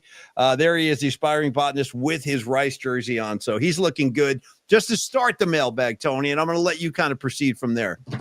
Well, because you started with the botanist, he also emailed in a photo after the Niners loss. And so he labeled this email the crying botanist. And here he is. There's the crying botanist with jerseys on the couch. If you can see the crying botanist, he sent that in. And I said, I will show that on the show.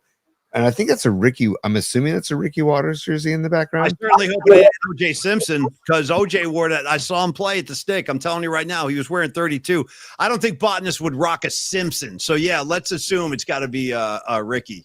What are their 32s? I'm trying to think of other 30. Ricky Patton. Other than that, though, it's hard to think of 32. Shout out Mike Patton, too, Faith No More. Anyway, Tony, what else you got? Keep it coming. So that was from the aspiring botanist. This is from Marcel. This is just awesome. When we were talking about Lincecum, we were talking about Kershaw. A couple weeks ago or last week, he sent this in. This is how long it's been since we got to the mailbag. But he says a buddy of his made this for him years ago when Kershaw and Lincecum were on the cover of ESPN magazine. That's Marcel's mug, and Marcel's real, because I guess Marcel had long hair like Lincecum, and he photoshopped Marcel's mug onto Lincecum. Nice. So put that in. That's good stuff. We're just kicking off the mailbag, Paulie. Oh, this is from Noemi. This is the Niners home opener. This is you got George Kittle and Jimmy Garoppolo walking into Levi's Stadium right there. Happy as all can be. And then we have Home of the Faithful, by the way, the Xfinity Gate. They're walking in. There's the yard. There's the Vi. And there she is, Lady Catalina. There, and Lady Catalina's hot sauce wearing the PMP Army pin, Paulie. Just if you notice. Girl. Looking good, Noemi. Looking good. And by the way, we have a new lady of PMP in the community tonight, Feliza. I want to say hello, Feliza. Thanks for stopping by. Welcome aboard, and throw your feet up and enjoy yourself. Okay, T, proceed. I'm enjoying this. Nice. Okay, so we did the Nolas pictures. Oh, this is James Lazat from the Niners home opener. And this is dude, look at the hat. Look at his hat, dude. Look. Yes, dude. My boy's got one of those big ass hats. Come on. P. Willis with the P. Willis jersey. Respect, Lazat. Respect, brother. I'm assuming that's his wife. Is that a Ron Ferrari jersey? I have to assume, maybe. Oh, I hope so, dude. It better be. You know, didn't Woodall wear 54 too?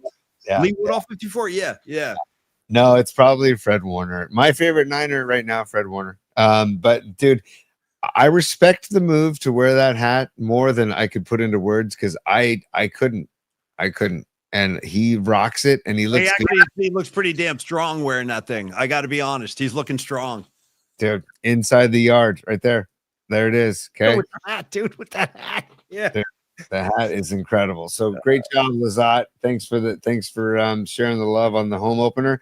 Let's go now to dude, P1 Chuck sent this in. Big Dom. I don't think it's gonna. It's not gonna. You Fat Dom with the Eagles. That Dom. Yeah, but it's not going to show it on the show. I'll just read what he said.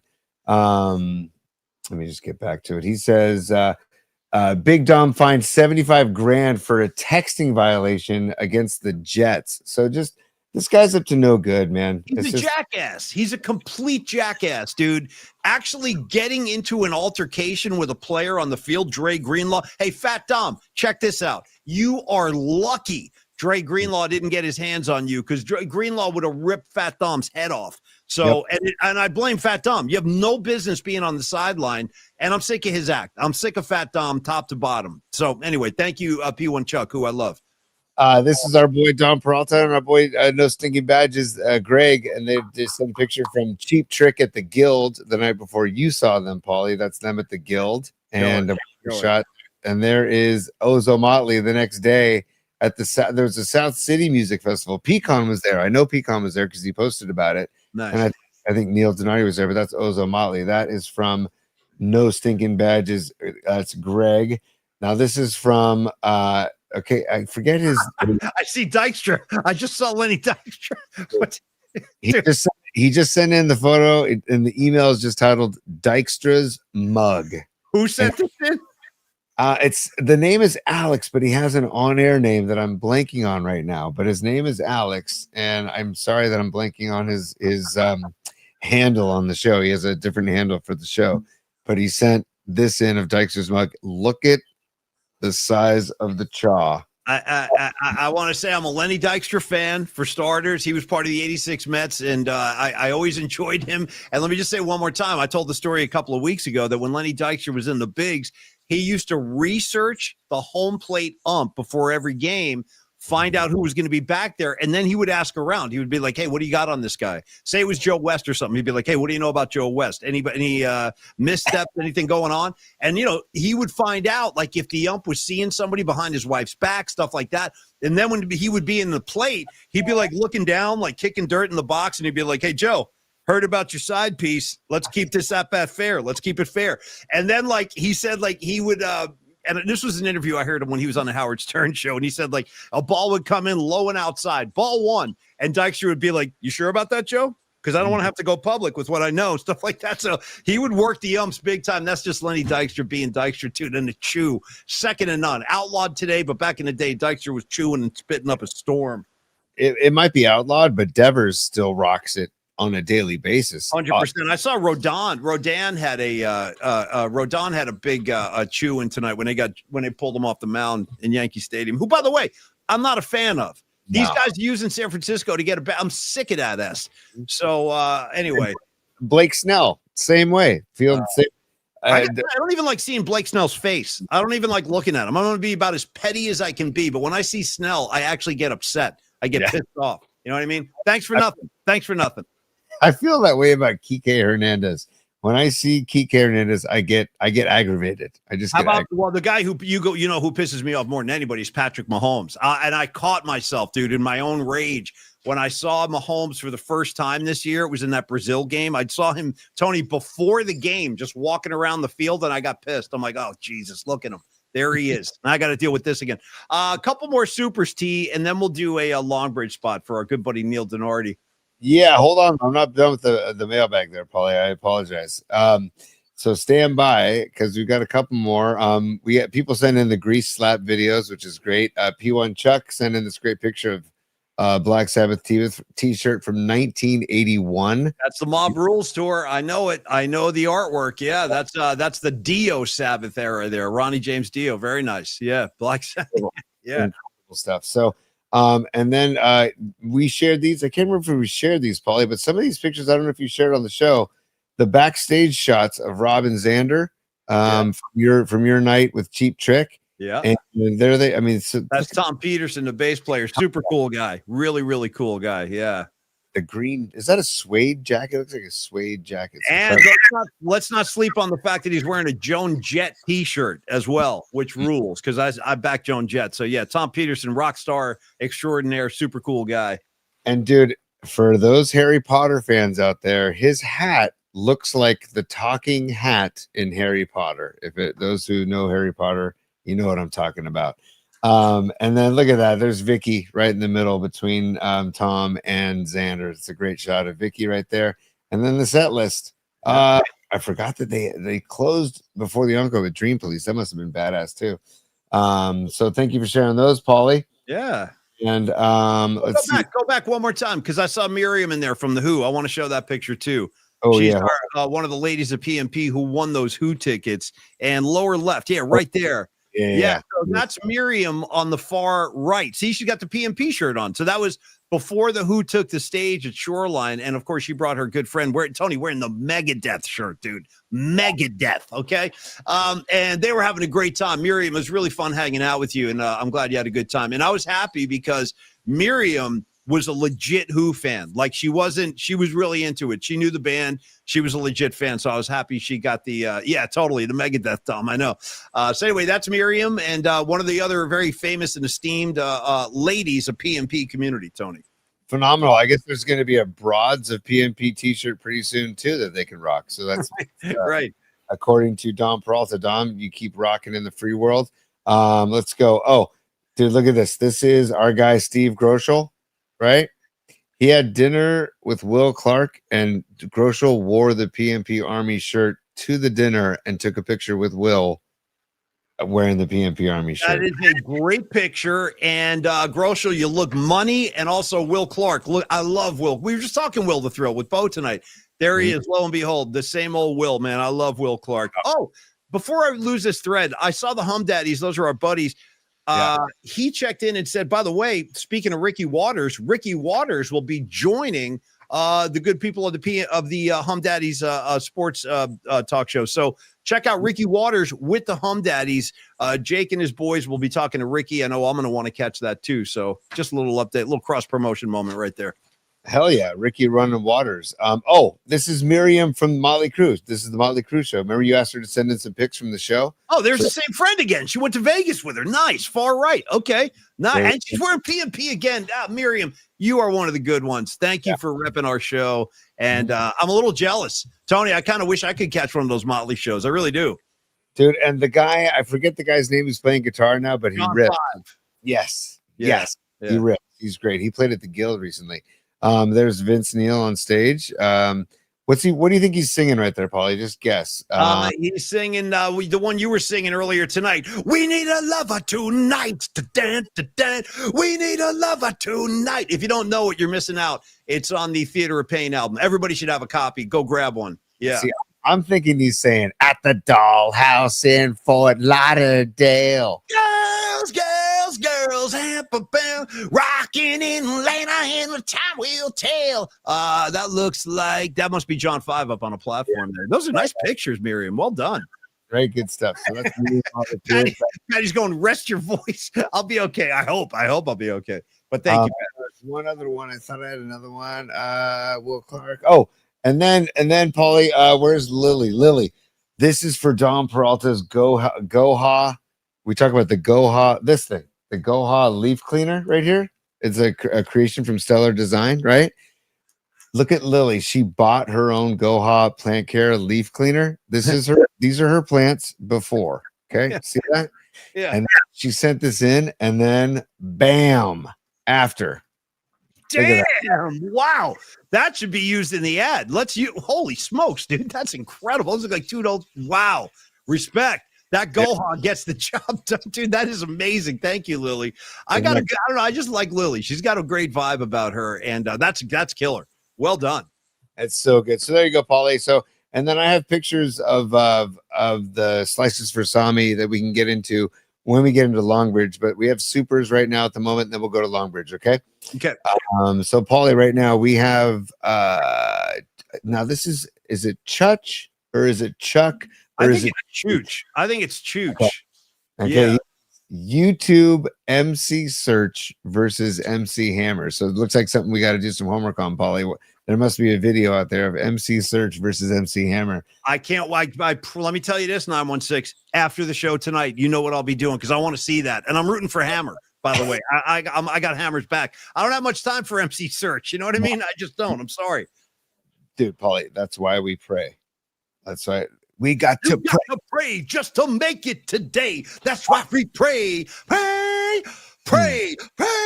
We got to pray just to make it today. What are you going to do? I know the track. Hell yeah. Too legit to quit, man. I mean, my kids sing Too Legit to Quit. And that's hey, Tony, listen, don't hurt him, Hammer. Okay. Don't hurt him, Hammer. Okay. Yeah. Contagious. Chutch, thank you for the super, brother. Thank you so much. This is Feliza. She became a YouTube member. All right, let's go. That's fantastic. I've seen Feliza on Twitter before. Feliza, great having you in the show, and stick around. Make yourself at home. Pleasure to make your acquaintance, and thank you. Well, bye, Paul. If we're gonna do that.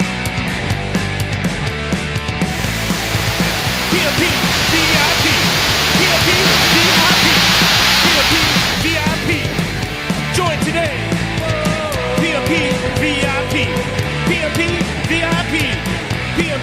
VIP. Join today. VIP. And don't forget to like and subscribe. Still sounds like iced tea to me at the end. I love that. Thank you very much. And let me just write a note down here. Okay, excelente. Thank you very much. And dude, hey, Hum Daddies, you're welcome aboard, brothers. You know we love you. Thanks for hanging out. Thanks for being members, man. Thank you, Hum Daddies. That's great. And then Chooch is checking in, or Chooch is checking in again. He says, Big Dom Fredo vibes. I'm with you. Yeah, I'm totally with you, dude. I don't. The less Big Dom, the better. Get his ass off the sideline. Does not belong there. That's my 2 cents on him. All right. Why is he there again? He's a bodyguard. He's Sirianni's personal bodyguard. So freaking obnoxious. There's not another head coach in the NFL has a personal bodyguard. Like, cut the crap. Cut the crap. Did you see what the Eagles are doing now? Did you see what they did last weekend? Now they're lining up for the tush push, and then they hand it off to Barkley out wide. Did you see that last week? I did. I you know, the whole thing. It's burning me out, buddy. It's burning me out. You know what? The only way to revive myself after a big Dom burnout is to talk Long Bridge Pizza. That's how I get on the road to recovery. Oh, you're still going. Sorry, buddy. This is another super from our guy who we love, our main man, Carlos De La Fuente. Email him with Carlos today. I know you were talking to Carlos on the phone a couple days ago. We love Low Steve, and he says Carlo and Sil took care of Fat Dom years ago. Dude, Low Steve, phenomenal call. That's one of the reasons I call him Fat Dom, actually. You're the first guy to figure that out. I swear to God. Silvio, dude, that was a very violent scene. That was like a Scorsese scene, dude. They were like stabbing him in the freaking stomach and stuff. It was really, really brutal. All right, last super of the night. This is the cutoff point. Here it comes from Noemi. Last one. And Noemi says Fat Dom more like Luca Brasi. Yeah, a little bit. And Noemi, thank you. Oh, Noemi, rule, and keep ruling with the hot sauce. And thanks for the photos of the Niners home opener. That was when they wore their whites. Hey, by the way, we're going to get our 3rd game in a row of Niner whites tomorrow. Isn't that cool? No, it's not cool. There's nothing cool about it. At some point, I'd love to see their home jersey, especially when they're playing, I don't know, at home. You know what I mean? Hey, one more time. Tomorrow, Rod Brooks will join us on the show. We will get into some heavy Niner discussion tomorrow. But I don't want to wait too long to talk about Long Bridge Pete. You're killing me. What do you got? I'm killing you, but just forward promotion on the show. Kate Scott, we said was going to be on Friday, actually changed the plans.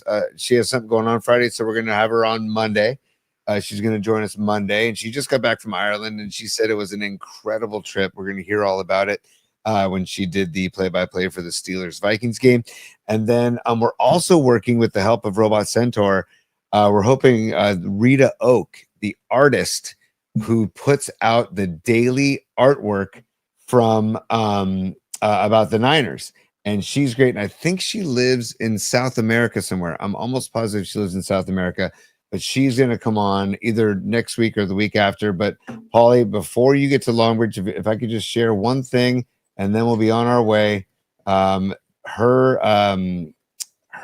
artwork tonight was something that we should just show the PMP Army as we wrap it up tonight. It's incredible. It's not the Ron. There's the Ron Washington photo, by the way. That was their announcement that he's no longer the manager of the Angels. Isn't that odd? I'd rather not comment. Yeah, I'm going to back Wash. I stand with Wash. Isn't that odd? Anyways, but I'll go to bookmarks real quick and show you. Look at the thing she put together today. There it is right there. This is her artwork today for the Niners. Mr. Miyagi doing his thing with Brock. It's all about the initial clap. He's got that look on his face. He's all business. You know what I mean? Miyagi's all business. If you want to let Mr. Miyagi on the sideline in Philly, I got no problem with that. Let him clap, heal some people, but get Fat Dom out of my sight as far as I'm concerned. All right, well, we're going to look forward to that. And she hails from Portugal, I'm being told. She's a Portugal girl. So just for your head, that's all. Well, the hottest band in the world. I mean, that doesn't mean we can't have the hottest outlets in the world. You know what I mean? Plug me right into Paul Stanley's outlet for starters. Which outlet you going with first? I'm going to take Star Child. I always got to go Simmons. You guys, Simmons and Stanley up on top. Maybe Ace Frehley comes next. Great guitar player, by the way. Shout out Ace Frehley and Peter Criss, the Catman, Circuit 32. I love it, dude. The more Kiss, the better we'll all be in the long run. After the nuclear war, the inevitable nuclear holocaust, the only thing left is going to be me and my pile of Kiss records. That's the only thing that's going to survive. All right, Long Bridge Pizza. Been waiting for it. Been needing to talk about it. The moment has finally come. We love Neil Donardi. We've talked about this before. He has done so much for the show. Our first sponsor, we love all the sponsors, whether it's Don Peralta, Carlos De La Fuente, and Flex Funding, of course, Dr. Matt Young. But Longbridge came to our doorstep first. And we really love these guys. They have great pizza down on 3rd Street. If you've never been, please do get on down there. You're going to find out what we're talking about. 2347 3rd Street. Neil Denardi is the guiding light and the founder, the owner. He's a South City kid, so he's got that whole kind of South City vibe about him. And he's all about the vibe. Like, he calls the atmosphere at Longbridge Pizza the Vibe Tribe, and you can join their Vibe Tribe, like kind of like joining the PMP show. They have, without a doubt, hands down, the best playlists of music you will ever hear at any eatery in any city, anywhere in the world. And I'm going to stand by that. I've heard everything from Grateful Dead to Black Sabbath to the Allman Brothers, to Jane's Addiction, Rolling Stones, David Lee Roth, Van Halen. It's unbelievable. Like, these guys really make great playlists while you're eating your food. So get on down there and enjoy the vibe. You'll see what we're talking about when we say Vibe Tribe. And then, Tony, there's the food itself. We talk about that sourdough crust. My mom worships the tomato sauce on their food down there. She really loves that sauce. She has asked Neil multiple times to jar it and sell it. I hope he does at some point, because we'll be buying it. But Tony, you have your own kind of items of preference. I'm a Polymac particle pizza guy, and still one of the great honors of my life is that Neil named a pie after me in the show. It's so cool. But for you, Tony, what are your go-to items in the Longbridge canon, if you will? The Detroit squares, the Detroit style squares, buddy. And as I'm rooting for the Tigers in the postseason, the Detroit style squares right there with those sweet tomatoes, those yummy sweet tomatoes and the fresh basil. You just can't lose with Longbridge Pizza. They did the chicken parms today on Wednesday, and here is the gabagool. That's the making of the gabagool. They do that on Wednesday as well. They do the Detroit styles on Thursday, and they also do the smack stack on Tuesdays. So burgers Tuesdays, sandwiches Wednesdays, Detroit style pizzas on Thursdays, and then the regular menu every day except for Mondays when they're closed. But it's just their food is second to none, and it's just oh yeah, see, this is the Sun Gold cherry tomatoes put on the pizza, and with the pesto. It's just, you could go to their Instagram page and just check out all of their food porn. It's just all their pizza porn. It's just outrageously good, and the sourdough crust. That's a good shot of the crust. And Neil, again, he was at our school festival all weekend, and he does private parties. He does, he'll cater corporate events. Check him out, longbridgepizza.com, or give them a call, and Neil will take great care of you. And so will Steven, so will Andre, so will Gabino, so will the whole staff there. They're a they're family.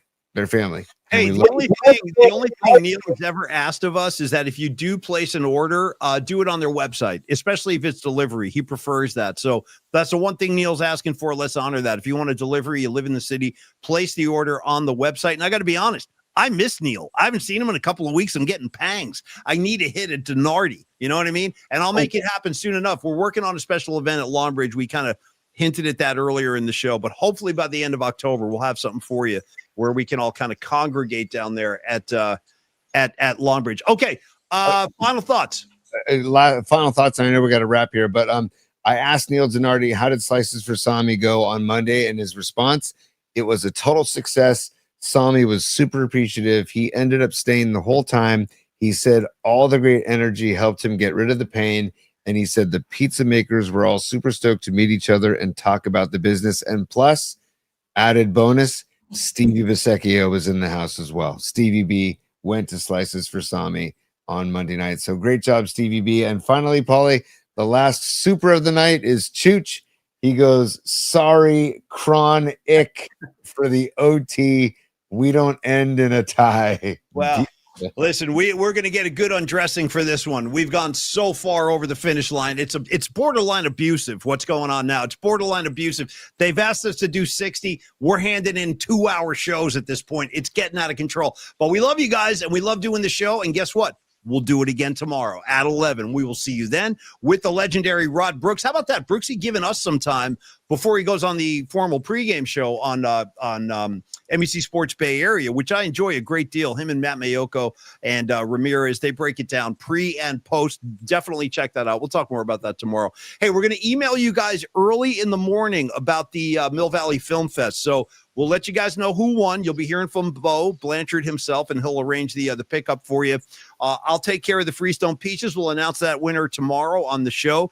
And I might have another. Honestly, I'm not sure yet, but I might have one more pair to give away before the end of the week. I'm working on that. So, Tony, thank you. Thank John Joseph. Thank Bo Blanchard of the Mill Valley Film Festival, Scarlet Fire, Patty from Napa, Soccer Bowl, Don Peralta, Nutter, Rags. You know how it is. On and on it goes. Stevie B, Miguel, Feliza for joining us tonight. The ladies at PMP. We love all you guys. Creative Tony. There's nothing left to do but bring in the man who wears chaps at the US Festival.